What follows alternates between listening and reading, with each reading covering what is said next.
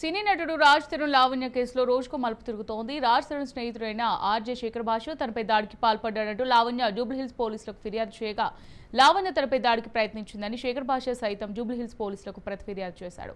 ఈ సందర్భంలోనే లావణ్య నేరుగా స్టూడియో వద్దకు వెళ్లింది. ఓ చర్చ కార్యక్రమం నుంచి బయటకు వచ్చిన శేఖర్ భాష లావణ్యకు మధ్య వాగ్వాదం చోటు చేసుకోవడమే కాకుండా ఇద్దరి మధ్య తోపులాటకు దారితీసింది. తనపై శేఖర్ భాష దాడికి పాల్పడ్డాడని, అమానుషంగా ప్రవర్తించాడని జూబ్లీహిల్స్ పోలీసులకు ఫిర్యాదు చేసింది.